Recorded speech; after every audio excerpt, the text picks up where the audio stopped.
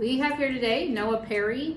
He is also running in District 66. If my last person I interviewed was Aaron Esterbrook, who is running in District 66 for United Kansas Party, and then I will eventually, once session's over, hopefully get to interview the incumbent, whose name is Sydney Garland. Sydney Garland. And so I might get to interview all of them. This is a very interesting race here in Kansas House 66, and everyone needs to pay attention to it because anyone could win it, really, at this point. It's anyone's game. Noah here is 19 years old and has been thinking about running for office for years, which is, I think the younger generation is more activated than people give them credit for. I like the Gen Zs. The younger Gen Zs are like juniors and seniors right now. And my kids are all Gen Z, and I don't know, I think they're pretty cool. Yeah. I like them. And then the Alpha generation starting, it seems pretty cool too.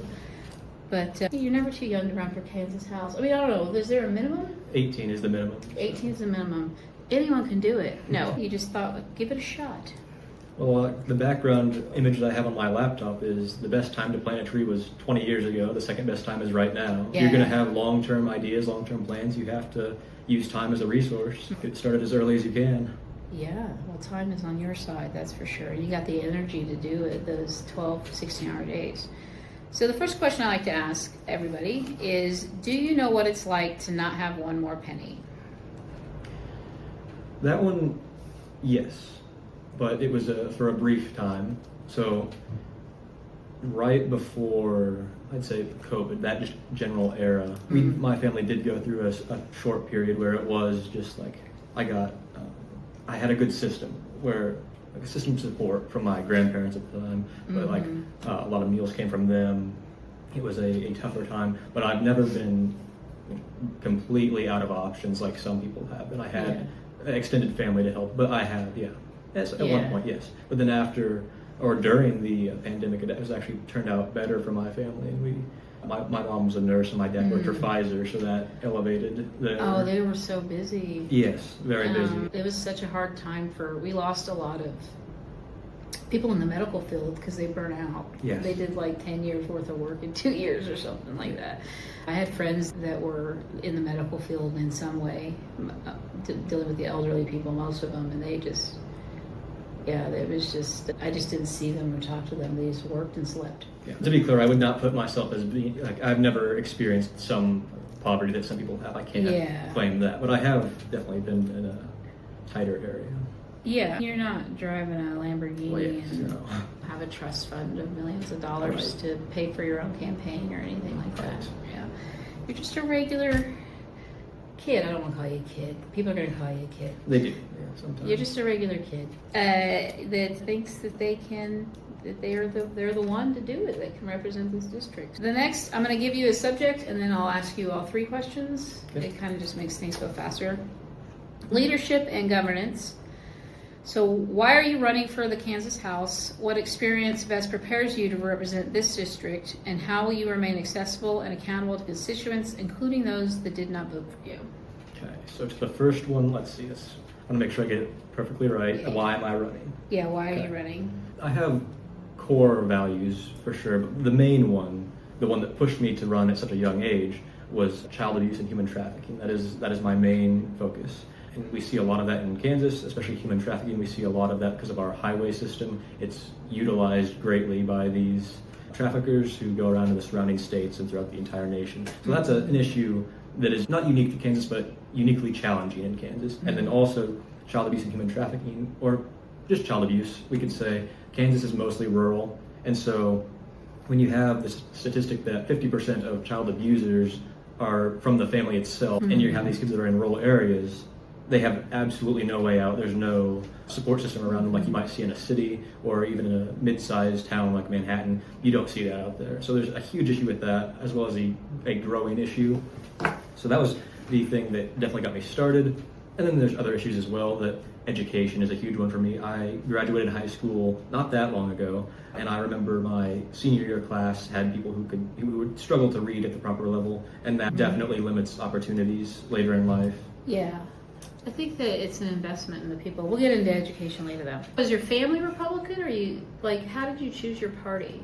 So, rural Kansas is mostly Republican. I grew up in a town of about 650 people, so again, very rural, agriculture-centered community.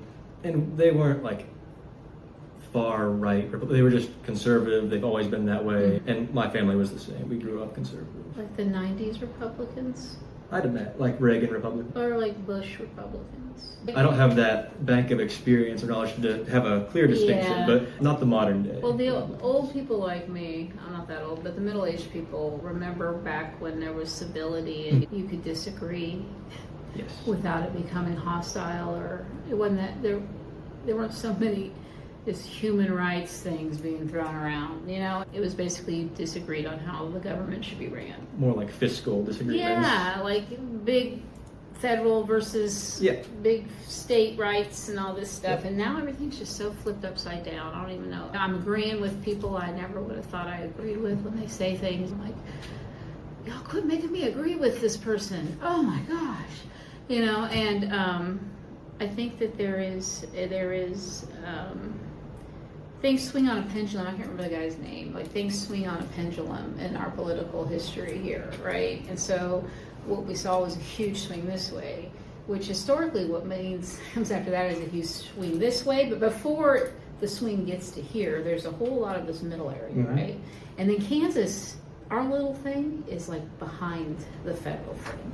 So like, you know what I'm saying? We're like 10 years behind. It's hard to 10 track. years behind. Yeah.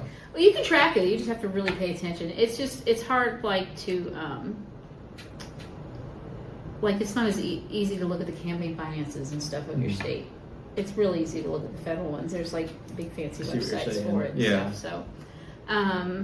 So there's just so many things that are just like we don't even know. My tagline used to be, I know enough to know that I don't know enough, but I'm going to find out, right? And now it's just, I looked it up. I say that a lot. I looked it up. And then, let's see, what was there? Oh, how would you stay accessible to your constituents, even though they didn't vote for you? I mean, I don't see that as necessarily an issue. That is part of politics, is people are not going to vote for you. You can't be all things to all people at all times. I'm sure that's a quote from someone famous. But I don't have an issue if someone doesn't agree with all the things I want to do, because obviously I have more issues than just child abuse and trafficking. That's just the main one. Yeah. So if they find other issues with what I'm trying to do, or if they don't have quite enough faith in me, they don't think that I'd be a good candidate, and they vote a different way, I would take no offense to that. So I would be just as available as I would be otherwise, as if they were just someone who had voted for me. Yeah. Do you know, like, is 66... Aaron Eschenbrook said that it's pretty well split down a third, Democrat, Republican, unaffiliated. That's another thing that makes this race so interesting. We like to call it a purple district because it's completely mixed. I don't even know what the United Kansas Party would, I guess it's just more blue and red. They're green on my spreadsheets. But, no, they're purple on my spreadsheets. But anyway, it's like, yeah, it's all colliding together this year in this district, and really it is anyone's election. So, you know, you have an incumbent that's been in there a long time, you know, that's 80 or something like that, and then you have, you know, the young scrappy kid, and then you have Aaron, I'm not sure how to describe him.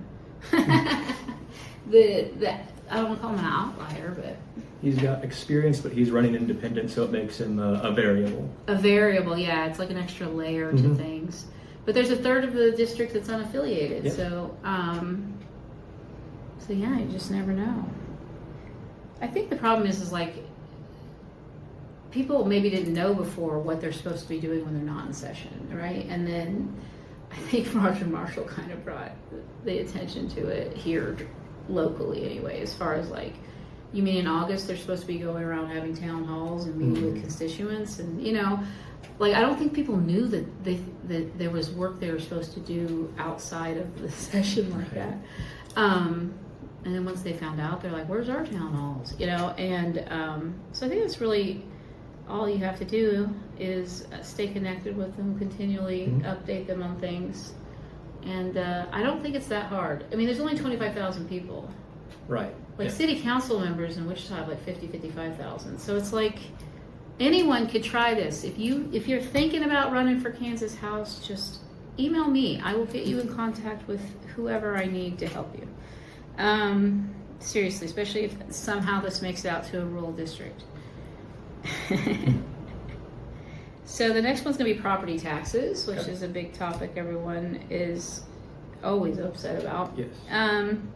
It's also a very complex issue that we don't all understand how it works, because there's local stuff and state stuff, and they both kind of want to blame each other, and then so we're not really sure who's to blame or how we fix it. We just know that It's a problem. It's a problem, and we need you smart people that we elect to go in there and do something about it. So the three questions are: what specific legislation would you support to lower property taxes in Kansas? How would you balance property tax relief with funding for schools, roads, and emergency services? And would you support requiring landlords to pass property tax reductions on tenants through lower rent? Okay, so to the first one, as in like current legislation that I'm in favor of, or just ideas in general? I got these questions from people, and I think that, they don't, like Kansas House people are kind of just regular people, so they're not going to be like properly, completely versed in property taxes, right? But yeah, just, is there current legislation talking about property taxes? Yes. I was originally going to keep up on the bills, but it is too much. I'm a little bit behind, so Yeah. I'm like a week behind, but I do try and it's keep better up than with me. it. I want to say it's House Bill 2745. I could be wrong. I can check, actually. I probably have it in here somewhere. I know I heard some hubbub about property taxes. 24, yeah, I messed it up again. It is House Bill 2745. Yeah. Is the most promising one I've seen so far, because there is a bill floating out there saying we need to just get rid of property tax entirely, and I see that as being a very dangerous thing to do all in one. They say like reduce it by 50%, then by 25%, and then eventually get to zero over the course of a few years. That seems pretty fast, pretty extreme. House Bill 2745 instead would cap the valuation that it can go up per year by 3% is what I think they settled on. It was talked about maybe 5%, but I think they've got it down to 3% increase on your valuation of your property. Yeah. Which I had a concern with that is, what if you're trying to borrow money against your property, take out a loan, something like that?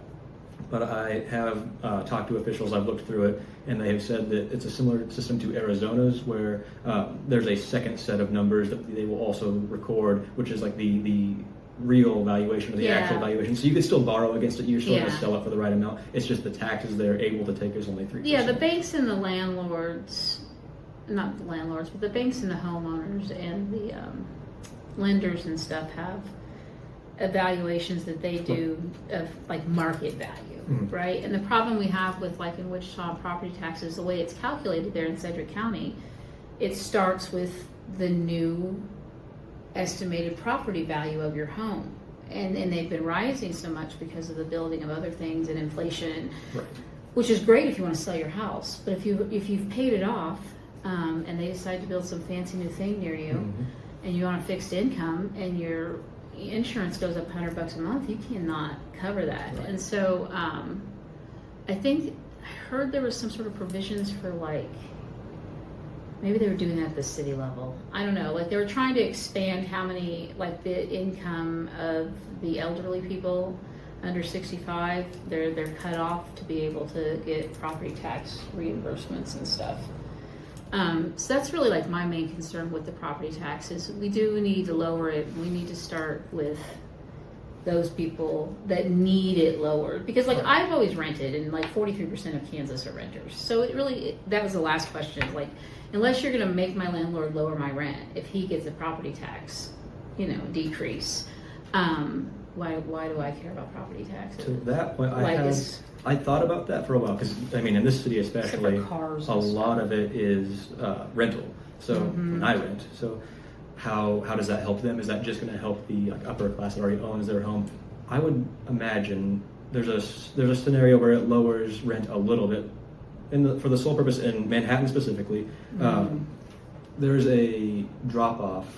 I forget what they call it, like a cliff of how many high school students are going to be graduating over the next like 5 to 10 years. It's going to be much lower than it has been in the past. So there will actually need to be attractive offers to go for a rental property in Manhattan, because we're going to see a lower number of students coming to Manhattan. So there's a chance that it will lower slightly, but it's not going to be a massive change. It's not like a gift from the heavens. It's going to be very marginal things. And the property tax being capped at 3% will also not just be a huge thing. It'll be small changes, which I think doing it incrementally is smarter than just doing it all at once. Yeah, I think if you want to, like I said, if you just start at the bottom of the income and just say, if you make less than this amount, you don't have to pay property tax or whatever. I don't know how you do it with your taxes. I don't know how all that would work out. But, you know, and if your home is valued at this amount, maybe, I don't know, and it's your only home and you live in it or something. I don't know. I'm just saying, like, provisions for people, because like in Wichita, 30% of the rentals are owned by one man that lives in Oklahoma. So if they lower property taxes, he gets a huge chunk of money that he will not be passing off to anyone but himself, or maybe the property management company that does the actual work will want more money. I don't know, but he's not going to invest, or he'll buy more property and have even a bigger cut. So I mean, 30%, he basically controls the rent prices in Wichita, you know, with that much property. And so it's like there has to be like cutting property taxes for families that own homes, single family homeowners, makes sense to me, but then not cutting it for homes that are not, that you're renting, that aren't your main domicile. Like you should, like if we just cut property taxes on main domiciles, I haven't crunched the numbers, you know, or main domiciles under a certain amount of money. I think that would be a good start to make people happier. Yes. Well, the working everyday people. And like you said at the very beginning, it's a very complicated issue. Like I'm still trying to learn it, and I'm sure I will not be passing legislation, like writing any legislation for property tax. There are people who are much more experienced in office already. Well, there's so much at the county level and the city level. The bulk of it goes to them. From the city, so the state, it's not even. I don't remember what their biggest revenue source is, but it's not necessarily property taxes. It goes to the county a lot of times. Gets it, and then a little gets dispersed to the city. And so, yeah, I think it's like an education thing. People just don't know how things work. And like at the county level, I think city elections in Manhattan have like a less than 20% voter turnout. It's like that's your main. If you're worried about property tax, be concerned about those people. Yeah, and that's how I ended up paying attention to local politics too, is because, you know, I've always been for years harping about local politics, how people need to pay attention, because decisions that are made by my city council impact my everyday life, you know, and then it's the state and the federal government.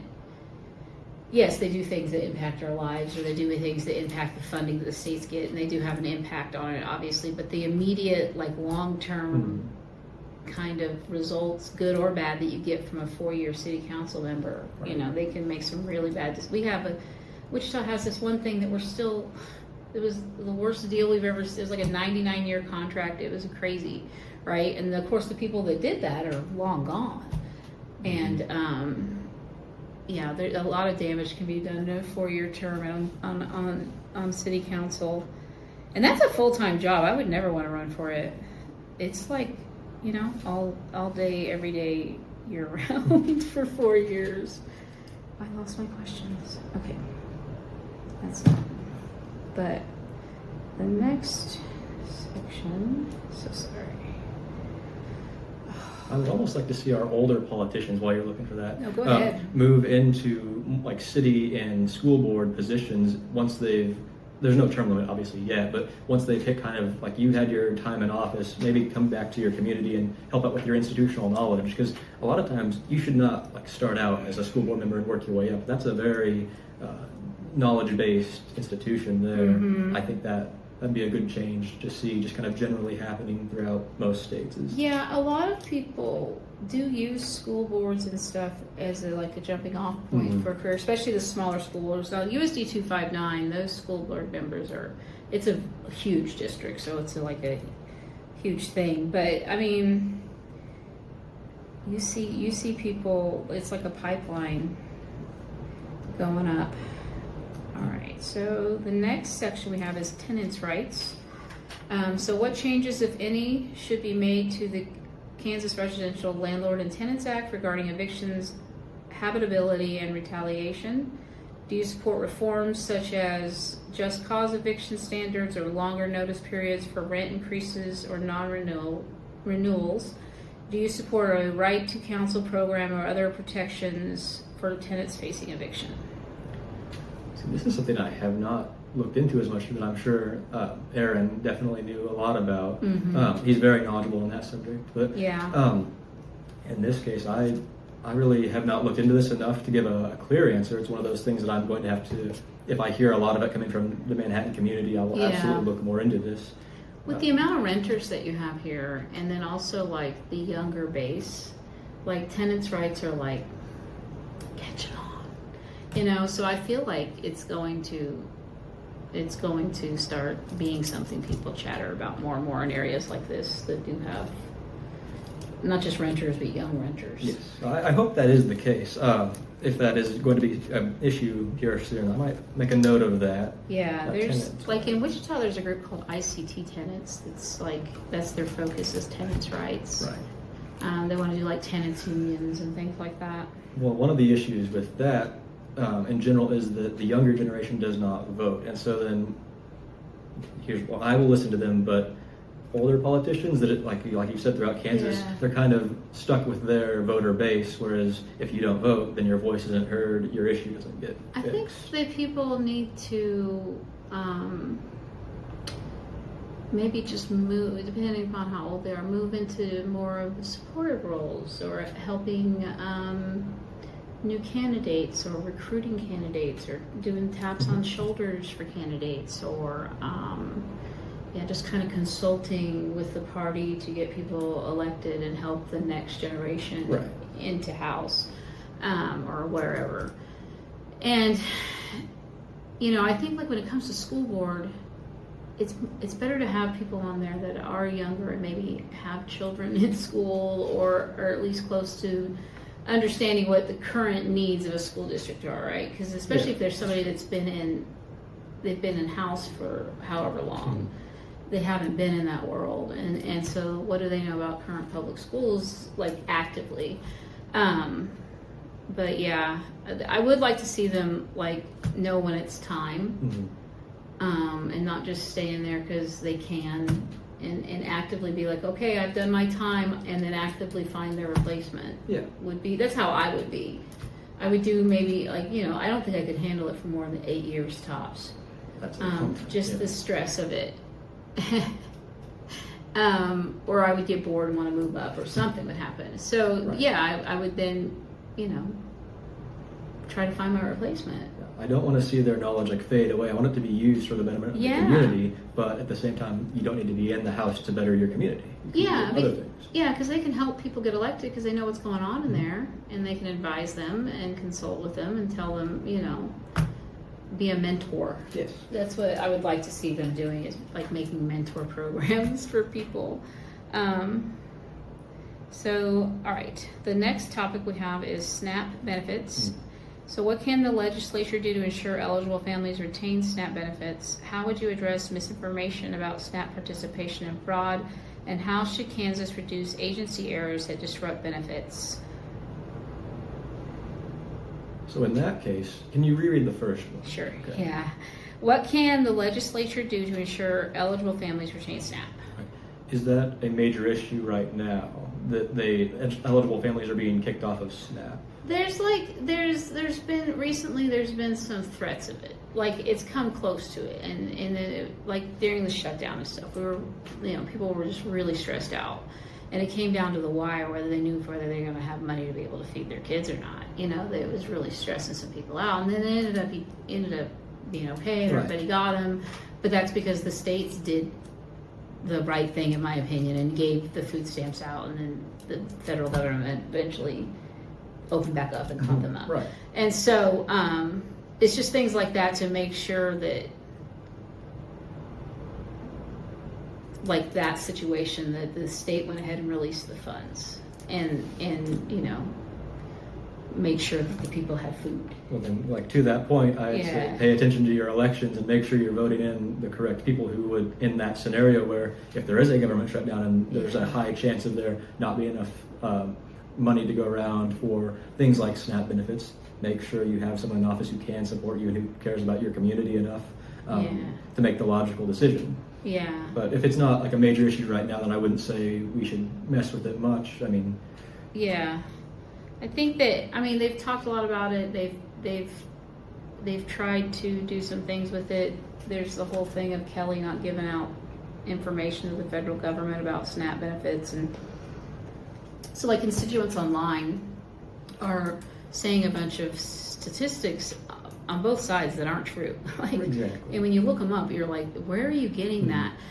Or they're saying like 11% error rate when that doesn't mean it's 11% fraud. Most of those errors are agency's errors. So that's the one. The last question is like, that 11% is actually mostly agency errors. So if that is a lot and that's a problem, it's like an agency issue, not necessarily like people trying to defraud the system. And so that's something that I am very interested in as well, because I like a lot of our programs, but if they are just hemorrhaging funds from who knows where, we do need to audit them and make sure they are doing exactly the right things. Do you have too many personnel? Do you have not enough? Why? Yeah. If we are giving you money from the voters, from our constituents, we need to make sure it's being spent properly. Yeah.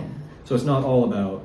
I think that part of the errors happen because it's two parts. I think they're starting to rebuild their staff, but for the longest time they were understaffed. Right. And so more errors happen when you have too much work to do, and they didn't pay very well. So it's like the quality of applicant you can get when you pay 12 versus 15 or 16 or more is drastically different. And so I think that any agency needs to have the proper funding to run correctly, and then if it doesn't get the proper funding, it's like, did we fail, or did you just not give me enough money to do the job you told me you needed me to do? You know? Sometimes, though, I wonder if throwing more money at the problem is not always the right solution. Yeah. Sometimes it definitely could be, but I think you have to be very, very careful when you start talking about raising taxes to fund these programs. Yeah. That's. I think that at the city level and in the state level that we have plenty of money. I don't think it's a cash problem. I think it's a priority problem on what we're doing with it, what we're spending it on. Yeah, I think they're taking in plenty of money. If they would just focus on like the things that I feel like the government should focus on, like transportation, healthcare, education. I had 5 of them the other day. I need to write them down. But there's like 5 main things, that they should be dealing with, making sure we have our basic needs met, food and stuff, and then the rest of it is supposed to just be left up to the market. Well, in my case, I am a fiscal conservative, Yeah. but what we are proud of in Manhattan is to have a very, very large community fund that is just, it's donations. It's not from the government, it is from the community, and that ensures that people in Manhattan, if they are in like a desperate need or if they're struggling, they can, I believe, get maybe it's 2 or 3 meals a day. There's always somewhere to get a free meal in Manhattan. I don't remember the statistic exactly, but we do make sure we take care of our people as much as we can. And I like to see more of that. I'd like to see more of private organizations stepping, because I am not in favor of a larger government. I would rather see people taking action in their own city, in their own town, and because they're the ones who know the people in their city that can get things done. Yeah. I'd rather see it be a local issue rather than a state issue for the most part, and I think we've been very successful in Manhattan on a lot of those. Yeah, I think like a lot of those decisions, like houselessness and stuff, it really has to be tackled at the local level. Yes. Because each city is so different in so many different ways that it's hard to make grand laws about certain things. But there are certain things that I feel like are inherent rights that people should have regardless of what city they live in too, and then those could be something that's handled at the state level. But like, you can't handle every little thing at the state level, and then you don't want to overreach into the city's authority to run their city as they want, or we wouldn't have cities. We would just have Kansas, but Yeah, there's a lot of things, like, so these are questions from people, and it's a lot of it's just like, how do we educate people on all this stuff? It's very complicated how the government works. It really is. Um, I think often people take their problem to the wrong level of government. Like cities offer so many opportunities, and I wish people would take more advantage of that. oh, every once in a while, the city council in Wichita. You ever watch Parks and Rec? Yeah, it reminds me of like a Parks and Rec episode of her doing her little town halls. There's just like a few times a year, there's somebody in there just upset about either something that doesn't make any sense or that there's nothing the city council can do about any of it, right? They're just in there yelling at the government that's closest to them. And they don't say anything. They're just like, okay, thank you, your 5 minutes. But yeah, it's. I love city council meetings. I like sitting in them. I spoke at one recently. All right, the next one we have is childcare and early education. So, what legislation would you support to make childcare more affordable? How would you expand access to safe, high-quality childcare statewide? And do you support universal pre-K? Is it not offered in most schools already? Preschools, not pre-K. No, I mean maybe here.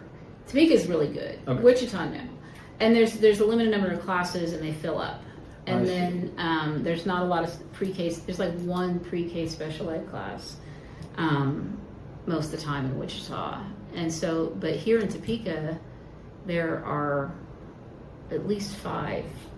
My grandson's in one of them, is how I know. But there's like 5 different elementary schools that have special ed early pre-K. So he's not even 3 yet, and he started. So, Yes. but as far as like compulsory, like just an earlier year of, like instead of kindergarten, you have pre-K, and that's when all kids start school, right. And it's just part of the public school system, and you have to send, like it's a choice at the moment to send your kid to pre-K or not, and it's usually half day. Right, that's how I remember it being, because I never knew it was like an issue. Most rural areas, I would say, have the option for pre-K, and so I just never ran into that idea that it wasn't an option. I would not mandate it. I think pre-K should be an option because there's different ways to raise your own child. Yeah. Kindergarten is very good, but I don't see there needing to be a reason to send your children into a public institution at 3 years old versus like 4 years old, 3 or 4 years old. Yeah, exactly. I think that's definitely some up to kids the are parent. ready for school early. Like I have a couple. My granddaughter, she's raring to go to get to school, and she's not even 3 yet. But my youngest grandchild would probably not do well in such a confined, controlled environment. So but just the option to, like, every public school has pre-K options, or at least there's some in the district somewhere, enough to fill the need. Because like in Wichita, they fill up, and then there's just aren't enough. And then they're half day, which is really hard to do if you're a working parent. Right. Is to get it's like almost not worth it to send them for 3 hours and go back and forth. But then, sorry, go ahead. I think I would still maintain, I would keep it up to the school district. If they have the resources for it, then go ahead and have pre-K. I don't think it should be a mandated thing necessarily. I just think the earlier we can start teaching kids stuff, the better.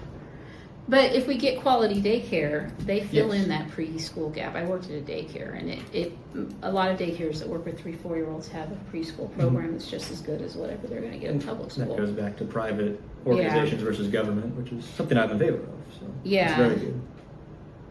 And then there's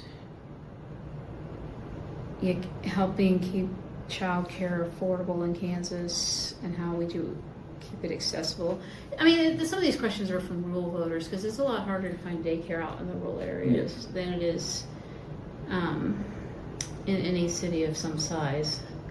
So it's probably not an issue, I would imagine, for 66. Not as much here. I would say I do have a lot of experience growing up in a small town, so I understand the lack of options there, because my town was Pretty Prairie, Kansas, small.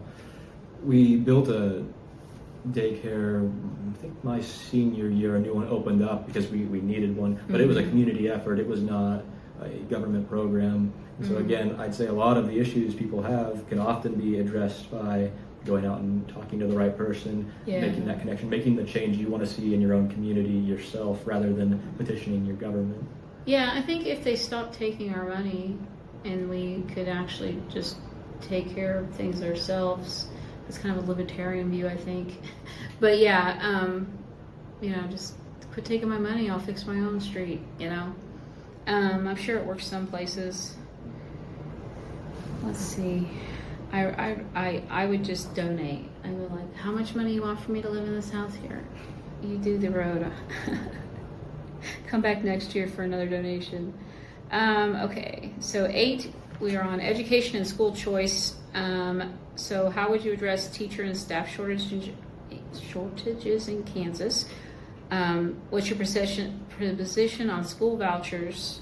And how would you ensure students with disabilities receive adequate services? So I do know a little bit more about this topic because education is important. It's not exactly the angle I think is most important, but I know it's a hot topic right now, so I've looked into it. Let's start with school choice.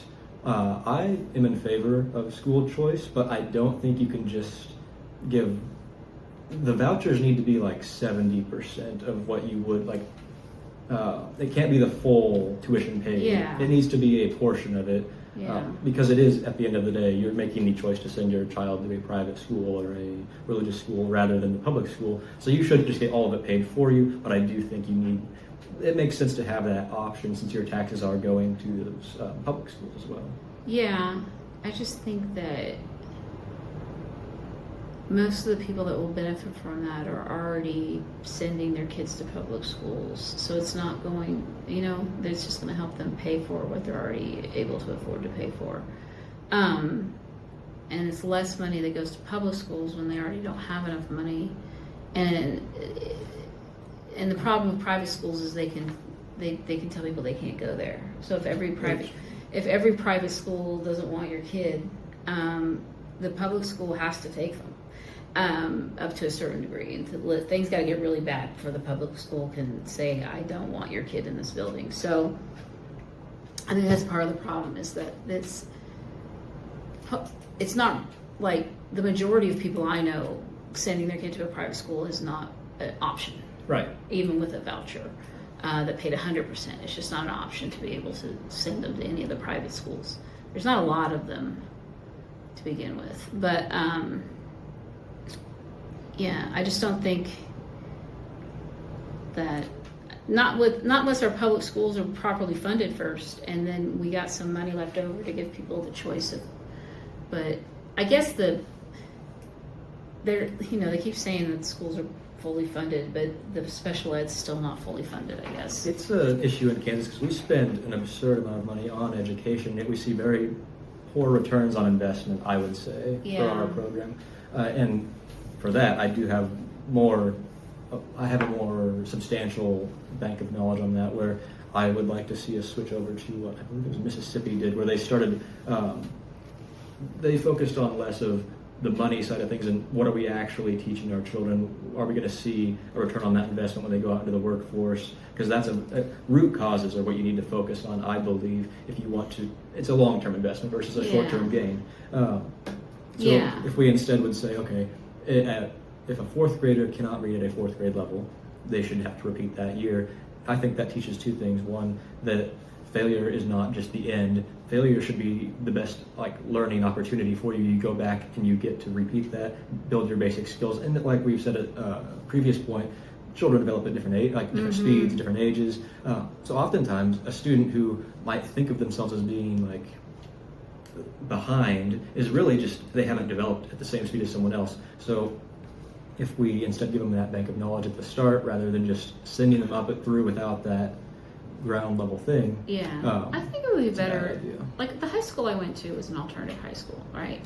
And I mean, this obviously won't work in an elementary situation, but we had all grades in the classroom, and nobody like we asked for help if we needed help, and stuff like that. But I think that like having 4 kids and them all being at completely different levels at different times, that if you just had a mixed classroom, I mean, you don't want too big of kids, too little of kids, like 5th graders and kindergartners or whatever. But if you just had mixed classrooms based on where they're at, not what their number is on their birth certificate, and just meeting them where they are Yeah. to teach them things, and not, because a lot of problems with kids that are too smart is they have behavior issues because they're bored, Mhm.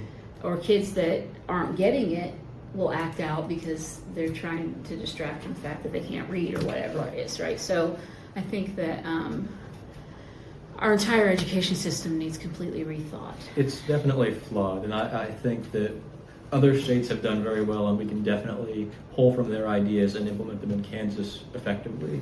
Yeah.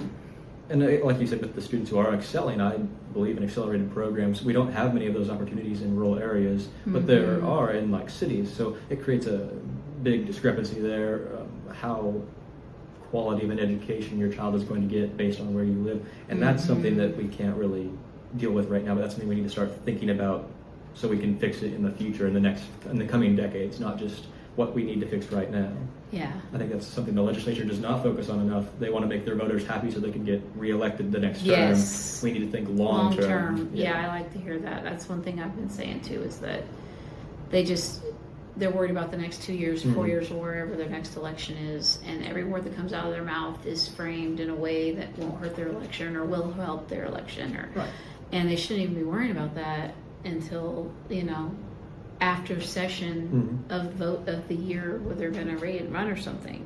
But yeah, that's just people playing like the political game and not like being there to do the work. I don't like when they play the game rather than come in. If you have your own ideas, you have to have like a reason to be in office. What's driving you? What's your passion? What's your goal? Not just, oh, that group of people has this issue, I want to take that because I know I'll get voters from that. Like, is that issue a good issue to focus on? Is that something we need to, or is that just like a mob rule at that point? Yeah, there's so much work that goes into a bill. I wouldn't be able to do all that if I didn't have some sort of passion behind the bill. Exactly.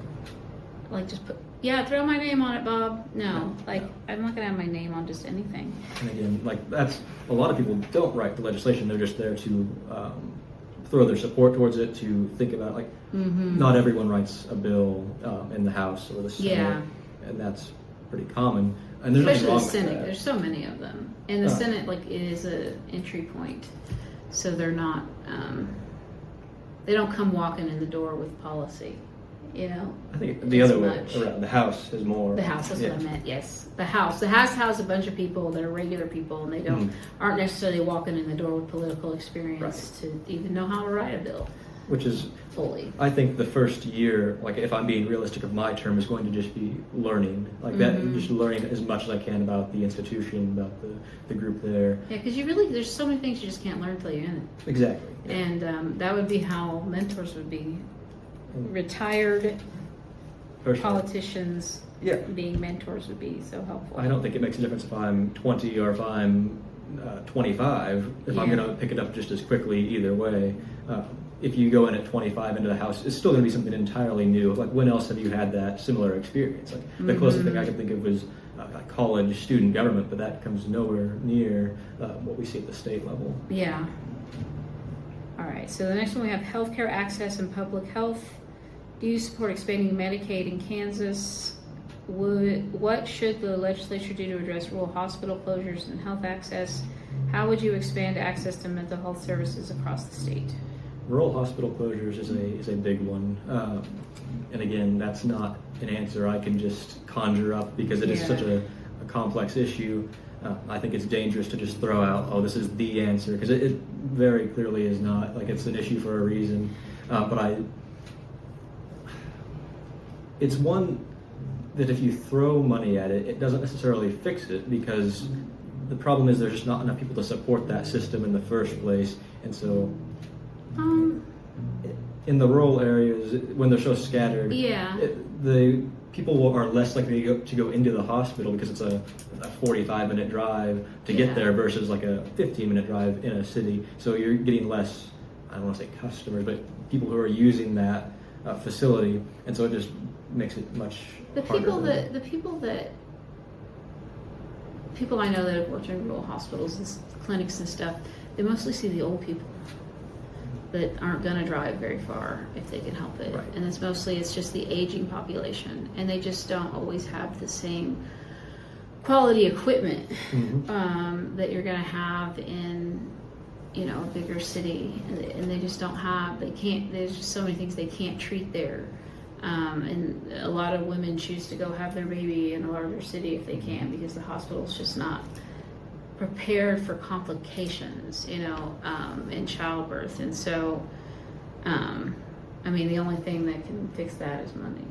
I would love to see that happen too. I'd love to see them get fully funded, but realistically, with how our state operates, I don't see that happening, and I try to focus on things that I know I can affect and can change, because otherwise you're just kind of throwing. It's not really an issue in this district per se. No, it really isn't. Yeah, it's not really an issue here. It's mostly an issue out west. Even the rural districts I've been interviewing have fairly good standing hospitals in them, but it's like west of Hayes, like all that, because it's nothing and then it's more nothing in Oklahoma. And that's where they're seeing the biggest problem, where you do have like a population that's just really spread out.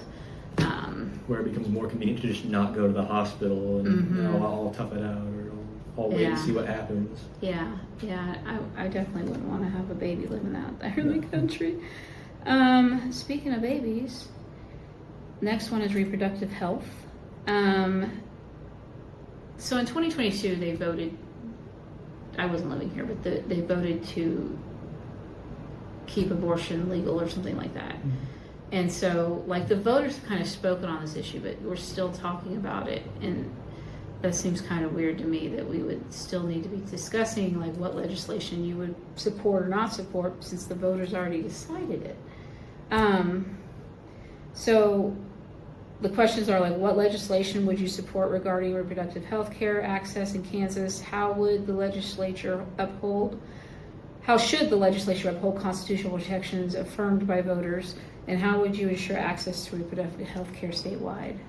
So this is where I'm going to differ from probably your people you've interviewed in the past, where I am not in favor of abortion. I don't like it. Yeah. And I don't like how in Kansas we had 19,764 abortions, something like that. It's around that number. Most of the majority, I believe, were from out-of-state people that were in states that didn't allow it coming into Kansas.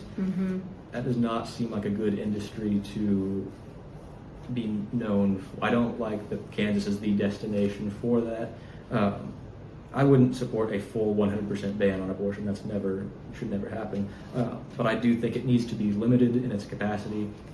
Definitely as our medical technology increases, so as we can keep a child alive longer and longer up to the point of birth, the weeks that which we allow abortion need to come down, because again, I believe that it is a child, and if the other side doesn't, that's fine. I can't just completely rule out their opinion, but again, as we can prove, like, we can keep them alive from, say, 19 weeks now instead of 21, I do think that is actually the new one. Now our statutes come down from 21 weeks that we're allowing it at to 19 weeks. And that's just the compromise you're going to have to see. Because like you said, the people did already vote on it, and the conservatives, the Republicans failed to ban it. So we do have to accept that reality for a while longer. But I do think in the next decade or so, we do need to start lowering the statute, how many weeks you can terminate your pregnancy at. But again, it's a very, very complicated issue. It's way more complicated than property taxes. Oh, yeah. The reality is the majority of abortions aren't even abortions. They're pills at this point. Well, they're not even necessarily, what's the word? They're not people that got pregnant and don't want to have a baby. A lot of times they're losing the baby anyway, and it's just safer to go ahead and get the process taken care of medically. But for some reason, that's considered abortion. So I think that just a change in terminology to really would be a compromise. Just a change in what the terminology is of what an abortion is versus like a DNC, or, you know what I mean? Like, I got pregnant, I don't want to be elective abortions versus abortions that need to happen for the safety of the mother or other reasons of something being wrong with the baby. But I don't know the numbers. But I know that of those 16,000, that the majority of them were not like elective abortions. People needed to have them done for one reason or the other. And that I think that really all this energy we spend fighting about abortion should be spent on preventing pregnancy in the first place, and giving people access to birth control or means to not get pregnant, which it goes back into healthcare and all these other things, and abstinence only versus teaching them about the birds and the bees, and all these other stuff about having open dialogue and discussions with teenagers to keep the teen pregnancy rates down, and have birth control accessible to people.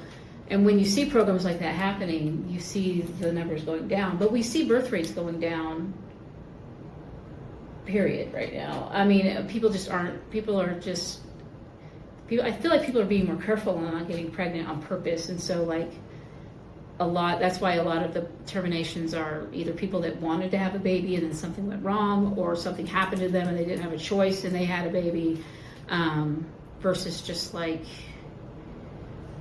irresponsibility.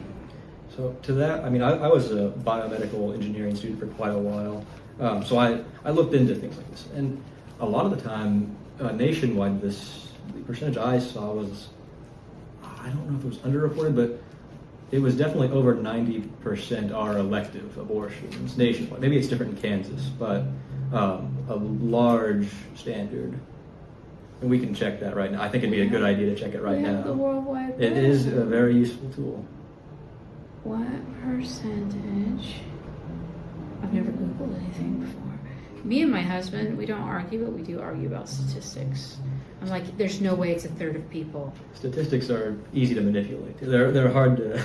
Yeah, well, you have to get the full picture, like where they get it from, whether they did. Right.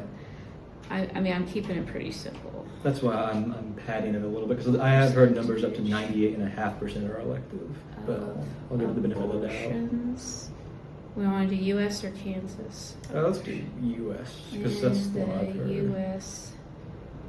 are elective. I guess it might have not determined.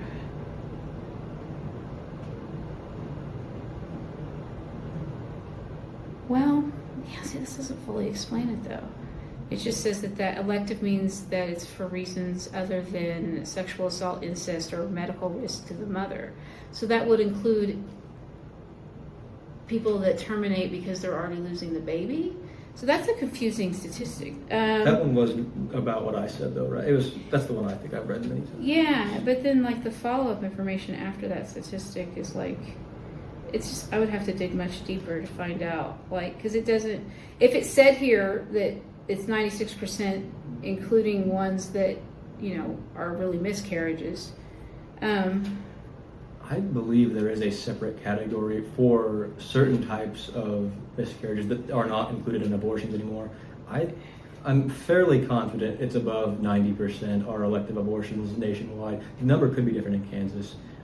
The reality is, you were right. We need to focus on the root cause. It's a culture issue of abortion should not be your what am I just lost the word. Contraceptive. It should not be a contraceptive. Yeah. It's just not safe to do that. To be in the case of emergencies, and you're absolutely right. We do see a lot of abortions that do go wrong. Not a horrible amount, but I mean, it is a concerning number when you see someone go in for an abortion and then they die in the process or get injured. So. I think more women die from childbirth than abortions. I also don't know about that anymore because our technology has improved so much recently. It drastically differs from state to state. Yes. So absolutely. Widely. This guy did this 50 states comparing the third world countries, and that was one of his criteria was their infant mortality rate and how many mothers were lost in childbirth. And some of these states, I was like, oh my gosh, Kansas isn't that bad. We're doing pretty good here. Yeah. At the end of the day, if I could have a perfect world for me, not the voters, because the voters did speak. You're right about that, and we have to kind of go along with it. But my perfect world would say, if it's for assault, if it's for incest, if the child is going to be, again, like you said, dead anyway upon birth, or if the mother is at serious medical risk, then of course you can have an abortion. But aside from that, we need to not allow it.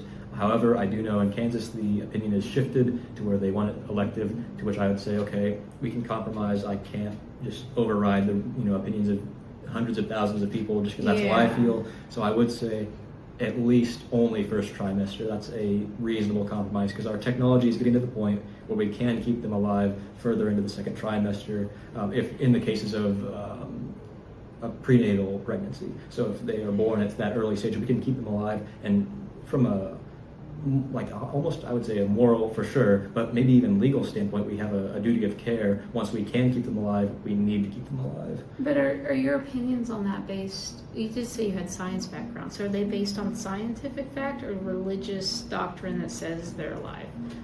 So, you know, like, because there's people that have different reasons why they scientifically, feel that way. Scientifically, they're alive at conception because life is very much there's all forms of life, bacteria. I mean, every little thing is alive. So life is not the question. It's the question of when do we start valuing the life. And in Kansas, maybe that is only after the first trimester. For myself personally, like you said, religious doctrine, yes, I'll admit to that. I value them all the way through the pregnancy, from the very beginning to the very end.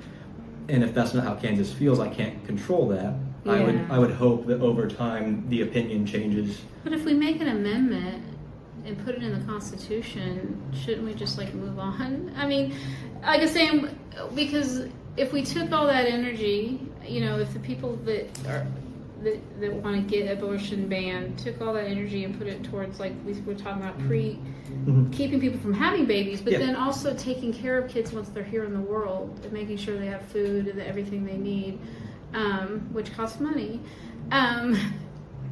So it's like, it's great that you want to save the baby in the womb, but we also have to take care of the baby when it's out of the womb. Yes, and that does factor into That's a like lot one of the what biggest I do. factors for elective abortions is finances. They can't afford to have a kid. And so it all really goes back to there's so many things that cause abortions to happen, that can be addressed with other policies that would also prevent abortion. Like fiscal policies that make people get paid enough so they think they can't afford a second or third kid or whatever.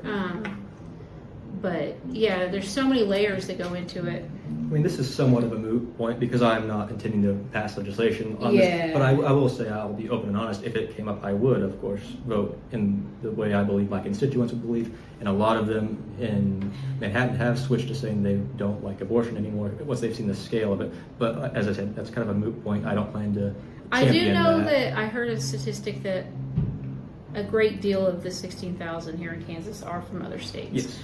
And it makes it look, it's kind of misleading what our numbers are here, because one article I read said if you just take those out, we are actually, we have had declining numbers as Kansas residents are getting fewer abortions. And I like that. The culture is shifting, I believe.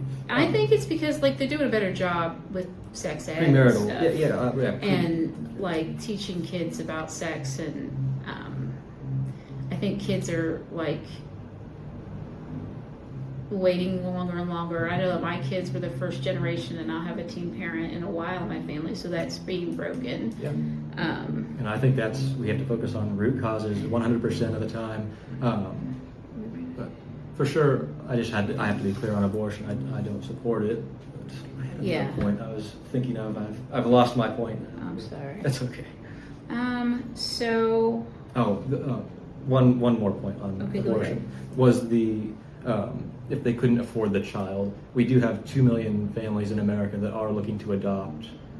And we also have an overrun foster care system full of kids that nobody wants. That's a separate issue. I'm saying, in my mind, there's babies in there. I agree. There's babies in foster care. I agree. The foster care system needs to be torn down and remade. My people I know that have adopted babies, it costs a lot, and they usually want healthy white babies. And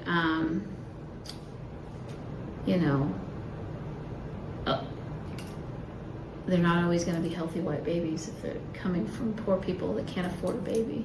They might have been living a lifestyle that made the baby unsafe, and so it's not going to be a healthy baby, or it might not be white. It's actually cheaper, to get a mixed baby. I don't know why it would be cheaper to adopt a baby based on it's the supply and demand. It impacts the adoption rates, No, I think our adoption system is abysmal right now. It needs to be a huge overhaul on that, because we do have the families that want it. We have the potential to have that many children to fill those families, but then our middleman, the adoption agencies, are just not up well, to I scratch. think anytime you take things like that and make them for profit, it's not a good idea. Like, there's just certain things that should be part of the profit system and things that shouldn't be. And speaking of that, police and prisons. Oh, yes. So, would you support any state legislative moves to improve police accountability, such as support decertifying officers found guilty of serious misconduct, like if the local level doesn't do their job, to hold them accountable? And what sentencing reforms, if any, would you support to reduce incarceration for nonviolent offenses? And this kind of plays in, I had questions on here on whether you would support marijuana legalization, because a lot of our nonviolent offenders in our jails are there for marijuana. Yeah. And I'd be happy to go into that as well. how would you address conditions, both state and private prisons? Condition concerns. So yeah, so just do you think, first of all, do you think that we should be talking about those things at the state level, or should those just be left up to the individual municipalities? The state level definitely, it belongs to the state level. Our prison system definitely does. Yeah, it does. But as far as holding police officers accountable. Oh, okay. So to the first question. You could have pretty extreme cases, but when you get a really bad case, it'll often be picked up by a federal court, if I'm understanding correctly. They already have a system in place for that, which we've seen in the past, from some more high-profile, just police brutality, police killings. I don't know if there's a huge need for it right now. I haven't heard of too many in Kansas. We do decently well. Wichita kills 2 people a year. Yeah, and I feel like that's a high number. Now, I mean, Oklahoma City kills 48 in the same period. Exactly. Yeah. So there's always worse, but I feel like Derby's killed no one ever. And I know they're a small town and they're a different town, but they're right there. And that police force has never killed anyone ever. And so it's just I think that, there are people that want to abolish police or whatever, but I think that people that do care about the institution of law enforcement should care about holding officers accountable, because every time they kill somebody in Wichita, it lowers the trust, and they've put all this money into these community policing, and that all goes away because people are immediately out of 7 and scared of cops. And so it's and that makes everything dangerous for everybody if and people won't come forward and testify. And so if it is just a few bad apples, they're spoiling the bunch. Yeah. And so it doesn't do us any good to just be there's not a problem. I love cops. You hate cops if you want to do accountability. And I'm I think there's 10% of the world are bad people. At least just not the best people in the world, which means 10% of our police force are bad people, just statistically. And so, politics, they go into it for very reasons, and some of them go into it because they want to have power and a badge and be somebody, But a lot of them do go into it because they want to protect and serve. But so, and it's that 10% that do these things that we hear about and we talk about, and makes a bad name for the entire department. So I think people that care about the institution of law enforcement should also care about getting the bad apples out before they ruin the whole barrel. Absolutely. There's very specific examples online I could give you of cops who are just not trigger disciplined. They don't have proper training. But to the point in Wichita, they kill 2 people a year. Is that unjustified shootings or justified? Depends on who you ask, because they have their narrative and then everybody else has their narrative. And well, then, I would say, so it's if it's a violent criminal holding his family hostage, I think that man. Well, they have actually successfully de-escalated many of those situations recently, and yet still people get killed. I did a whole thing on it. So I compared Wichita to Omaha to Des Moines, and I know Des Moines is smaller, but all the other factors matched, and I was trying to get 3. and I spent a lot of time in all of those cities, so I knew they would be good comparisons. And like Des Moines killed 8 people in the same amount of time that Wichita has killed 28. And then Omaha was up in the 20s too. But their per capita police force is about the same. Omaha spends twice as much money for some reason. Their crime rates really aren't that much different. Their poverty rates really aren't that much different. And so, but Wichita, at least, kills people proportionately with the population. So they're like equal opportunity killers. Whereas there is definitely a clear indication that like it's a much higher percentage of non-white people that are being killed by the cops in Omaha versus, so Wichita, it's because a lot of places there is a racial element to it, but in Wichita, at least statistically, I do not see data to support a racial bias. But I just feel like 2 a year is too many.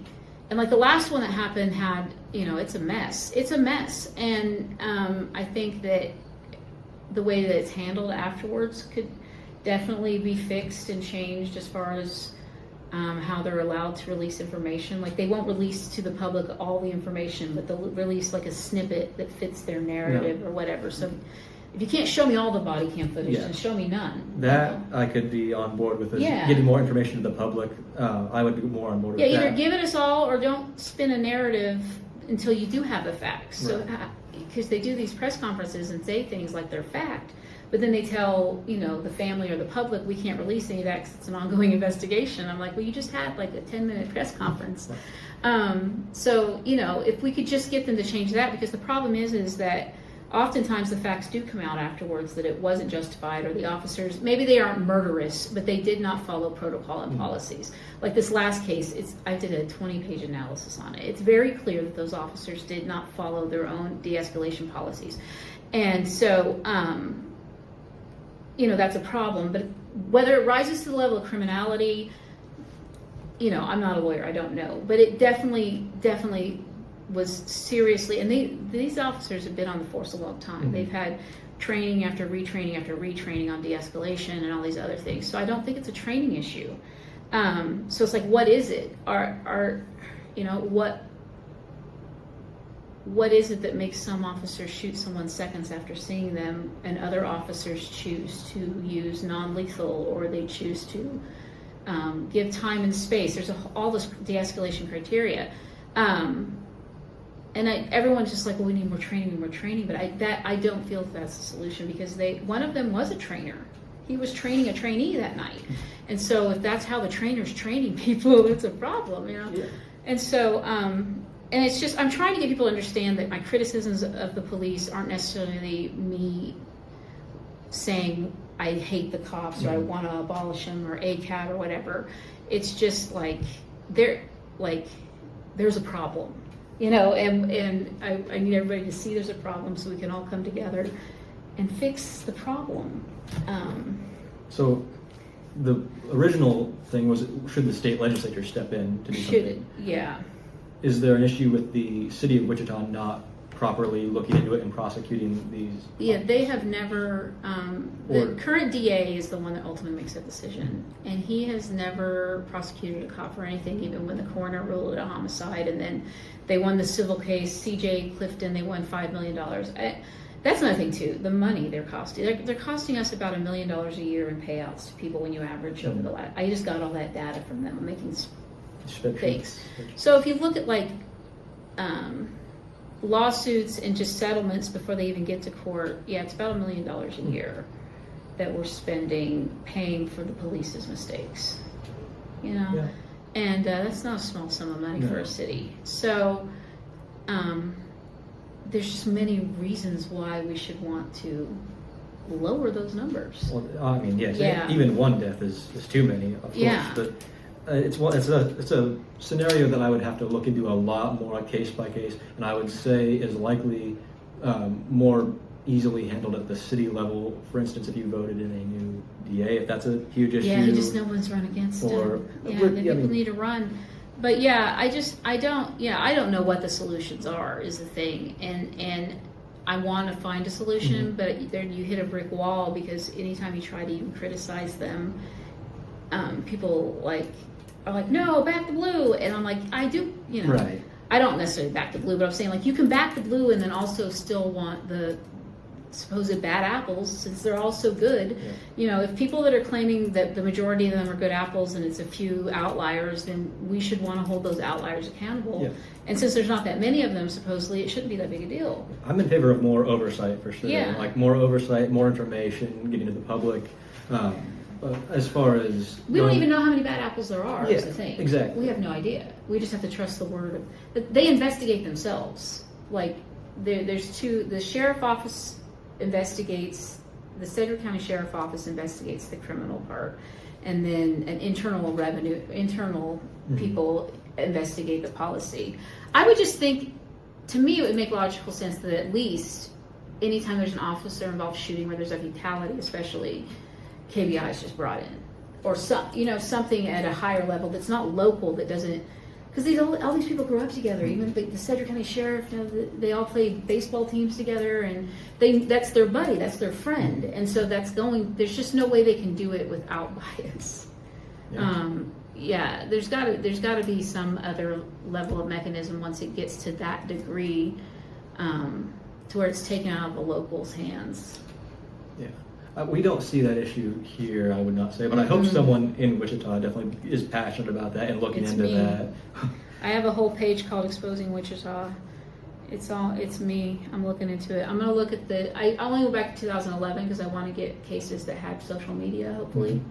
I want to go back and look at all of them. I want to reconstruct the case and look at what was being said on social media, what they released and when, how people were commenting in the comments and talking about the person. There's all sorts of data points I can find on the different cases. I know that they've cost us a lot of money. A lot of money. There's a lot of automobile accidents, destroying property or damaging property, but wrongful death or excessive force. 63% of the money is from killing people, of the pie chart That they pay out. that cities paid out. Right. And then there's another 3.2 million that came from an insurance, but just tax dollars. 63% of that 10 million was paid out because they killed people. So it's like, if you can't care for other reasons, maybe they'll care because they want to raise your sales tax so that they can pay for Wichita Police Department payouts for their mistakes. All right, so guns. Do you support safety measures at the state level? Gun safety measure. I'm saying this all wrong. What gun safety measures do you support at the state level, if any? Do you support restoring local control over gun regulations? And do you support a red flag law in Kansas? I'll answer the last one. I don't think a red flag law is constitutional. I'm not a fan of red flag laws. It's a very slippery slope. As far as, I suppose, the rest, do you think or is the question, would I believe in adding a restriction on gun ownership in Kansas? Is that the gist of this? Gun safety measures is what the question was. And then do you support taking control of that out of the state and back to the local level? I mean, generally I am in favor of local things versus state things, but with gun policy that can get tricky because if you have just one small area that's, say, just generally very blue, and they say, okay, we're going to get we'll have no guns in this town anymore, something like that, something that's just not constitutional, that would be an issue. I don't think it's very feasible to make it a county by county thing. I think it's very cut and dry as it is at the state level. As far as gun safety goes, I think we should offer more classes and more training on gun safety, firearm safety. Yeah, I think guns are a little bit different in Kansas when you narrow it down to Kansas versus a federal level, because there are more gun owners here that are blue or leftists. I mean, there's a whole socialist NRA thing starting in Wichita that's all about guns and gun protections and Second Amendment protection that are socialist. And so I think like in Kansas, because we have, I don't want to say a history with guns, but yeah, like we have a deep thing with hunting and, you know, the Jayhawkers and self-protection and freedom of choice and things like that, that it's a different situation here as far as, and we haven't had any mass shootings here, have we? No, I mean, not that like school come to shootings and stuff. mind. I don't want to say no and rule out completely, but I mean, I'm sure. I mean, I haven't not seen in anything recent major. times. Yeah. I don't recall having like a major like mass shooting event here. They're usually people that know each other Yeah. or self-inflicted. Yeah.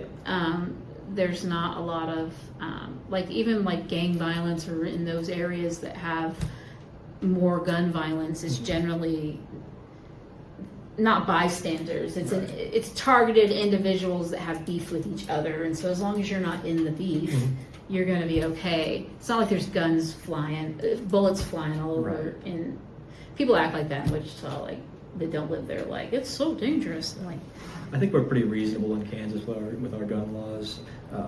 If it ever came to it, I would vote against something that was trying to limit our ability to own and carry firearms, but I don't think it's going to come to that. So yeah, shouldn't be an issue, really. I just don't think there's enough support for it here. No. Anything major. So, all right. So, what policies? Oh, energy. Let's finish. I'm trying to think of what. I'm gonna let you pick a topic. What do you think would be most?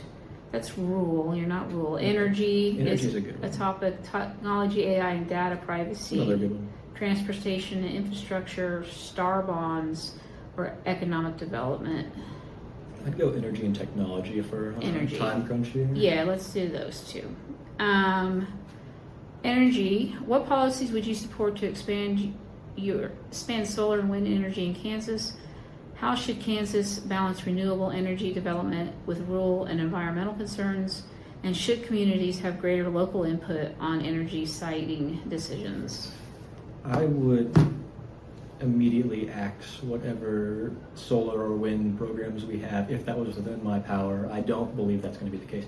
If you look into solar and wind, I think it's providing 3% of Kansas's energy, whereas one nuclear reactor is providing almost 20% of it. So the return on investment with solar and wind is just not up to scratch. I think we should do research into it at the federal level and continue our work there, because I believe it is good to look into renewable energy, but it is not feasible right now. We've had 100 years to perfect coal power plants and natural gas. They all have their problems, right? Because with the solar, you have the batteries and what we have to do to people in another country to even get that material, and so that alone makes me feel like it's not the answer if it requires. The only reason it's affordable is because we're exploiting an entire race of people across the world, right?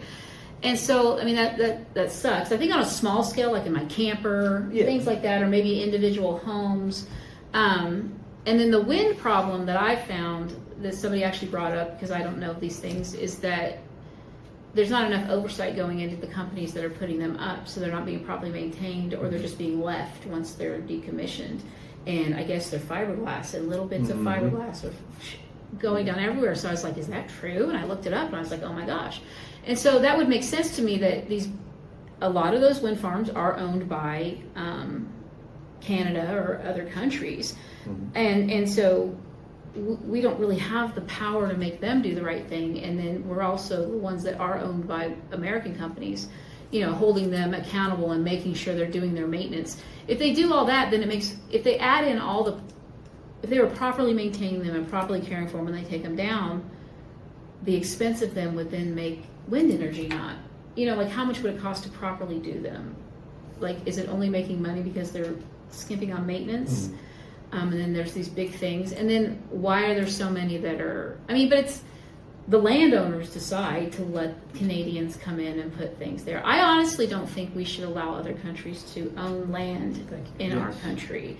Like most of downtown San Francisco is owned by Taiwanese people that have come together and bought properties for Airbnbs. I used to do the books for one of them, and so they tried to do it out there, but they just got an American surrogate that does the business here under their name. But it's really the money of the investors over there. So I just think that's very dangerous. Why would you let a whole like another country, group of people in another country own a whole part of a downtown? Yeah, no, that's insane. That's insane. I mean, if you're going to live here and be a citizen and stuff, but you're going to stay over there and then own our land and take our wind power, like. Well, with the wind power, I've talked to people who own land that like have put windmills on them, and they're like, "Oh yeah, it's great. We just get money for this like small segment of land." But then you talk to anyone else around, they're like, "No, like why would they never?" It's never because they support wind energy. It's because they get the money for it, which is completely fine. I don't. It's you can make money. It's America, but. The question the lady asked is like, who's going to pay to clean up my field because my neighbor chose to get a wind thing and then the company didn't properly maintain it? Question too, yeah. It's blowing everywhere. I'm breathing it in. My grandchildren are having asthma attacks. I'm going to have to move if they don't take down this wind turbine. And I'm like, this is a real problem. How long will they take to decompose? And they're going to be around forever. These massive structures. Yeah, I've never. Yeah, and the nuclear plant thing is like, where are we going to put it? Like they were talking about putting one in DeSoto, but they already have the battery plant. I think a small AI data center is going in there, and then like a nuclear plant is just going to be like. The limiting factor is water. You have to put them, I think, along either the Arkansas River or the Missouri River, but it's limited options that we have. They would be over by Wichita because Wichita likes to tout about. They talk about how big their infrastructure is they have to care for, and they have the biggest infrastructure of water to care for that goes way out of Wichita into Sedgwick County. And I'm actually going next week, or the first week of March, to a meeting in Colwich about trying to stop an AI data center being built out there. And so I think that's really what people want, is they just don't want a nuclear power plant built next to their house without them having a choice.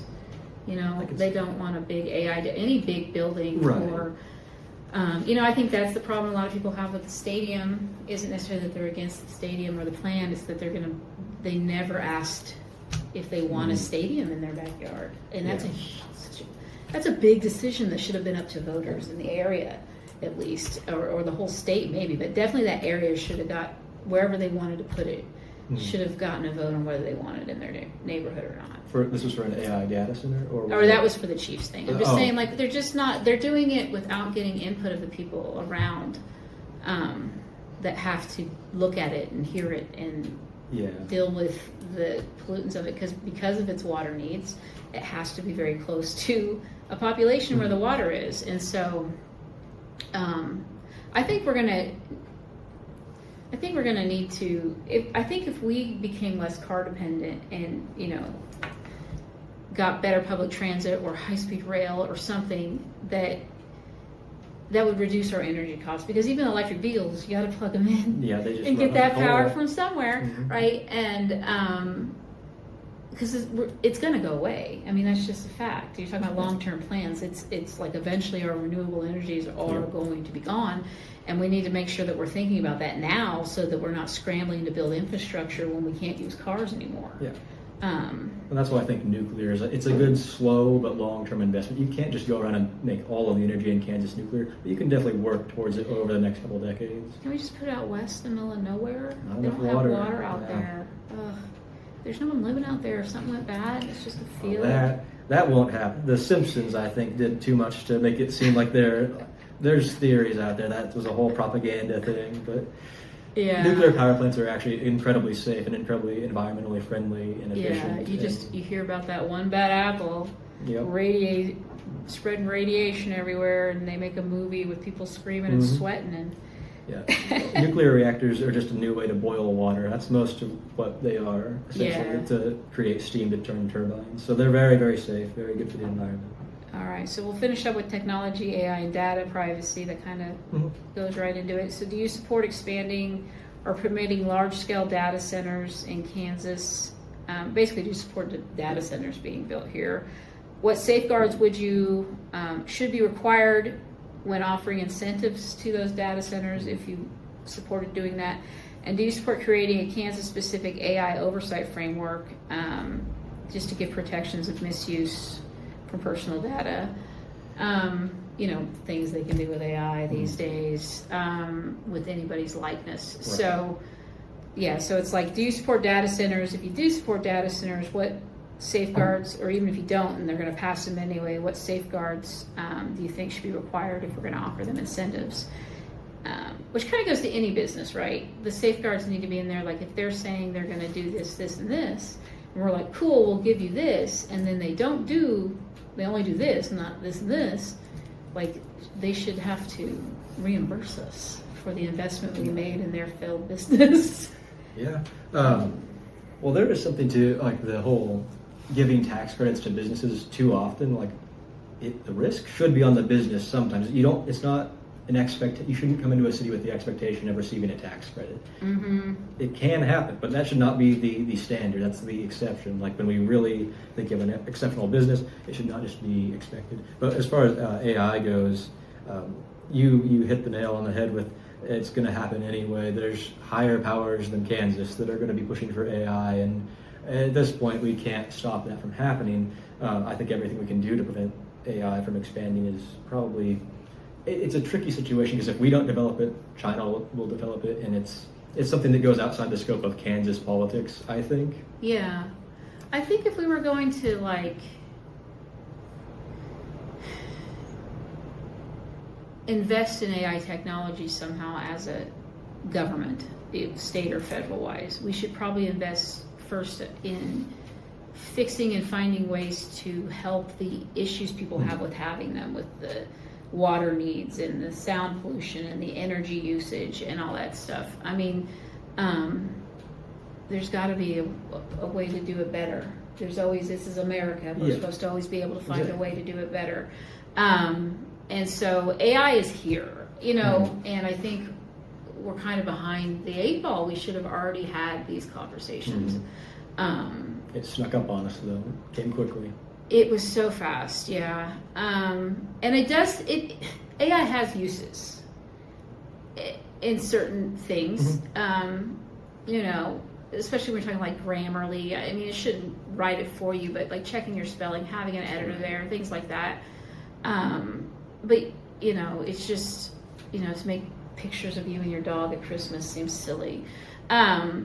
But yeah, it's in everything. I've had this argument with my kid because, he's like 25 and he's like, oh, if you use generative AI, unfriend me. And I was like, hey, I use it sometimes.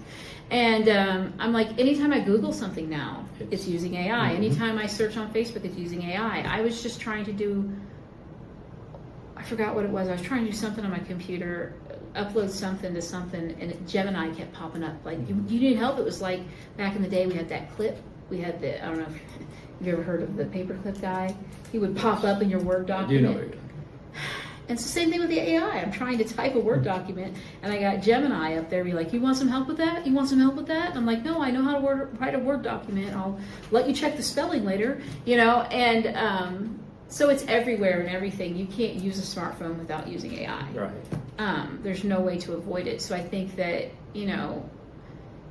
focusing on the reality of the situation and making sure that it does as little harm to our environment and the people around as possible, and that it's done in a way that's good for the community, or at least not damaging to it. And that they have input. I think that you should have, if something that large is going to be coming into your city, it can't just be, well, you need to vote better 2 years from now or 2 years before. I think anything over, I don't know, a dollar amount or size or something needs to be voted on by the community it's being built in. I'd be in favor of looking into that for sure. That seems like a reasonable request. With AI in general, though, and technology in general, that goes back to my education point. That's got to be my second most important thing, is making sure children are properly educated. And I think having too much technology in the classroom is a detriment to that. Like the recent cell phone bill that I believe was passed, it took power away from the local school boards, yes, and I agree that I normally wouldn't be in favor of that, but they dropped the ball. iPhones have been around for 20 years. My kids have them. You should, I mean, I think I had one too early, and I had it when I was in high school. But I see children now who have them when they're like 4 years old. Yeah, my kids had phones probably earlier, like I would give them my old phone, but they had a lot of activities and I had to pick them up and we always had to do all this communication.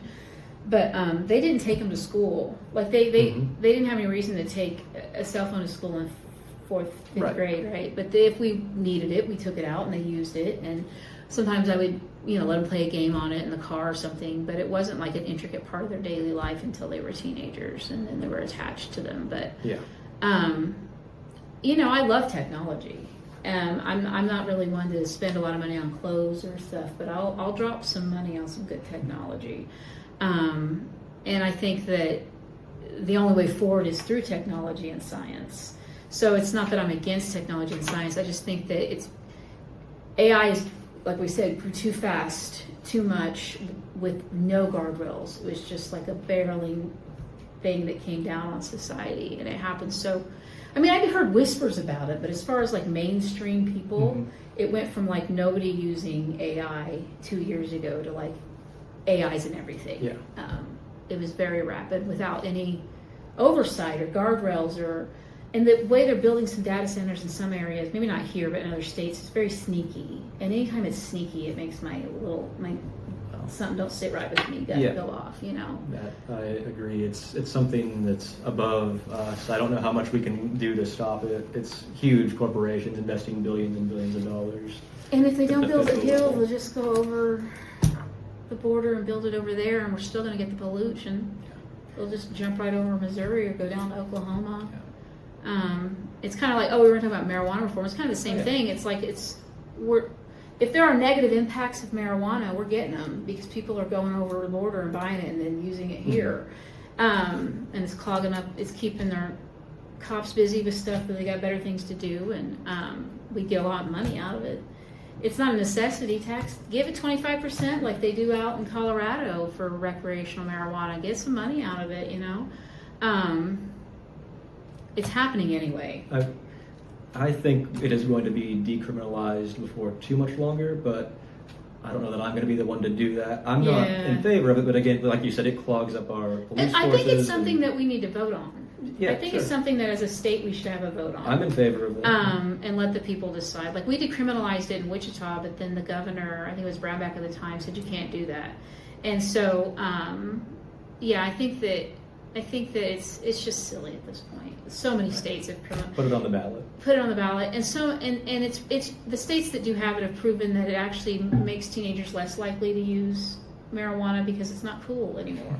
If your grandma's eating an edible, or it's just not cool anymore to do if it's legal, and so teenagers are less likely to smoke it. So then less likely to lead to other drugs. Well, it's certainly safer than alcohol. It Alcohol, is. if it was discovered today, would never be allowed. It's horrible for you. Yeah, can you imagine Yeah. this poison that can kill you just from like drinking too much of it? Yeah. Like I don't know the statistics, but I bet a lot of college kids die of alcohol poisoning every year. I'm sure. Yeah. And then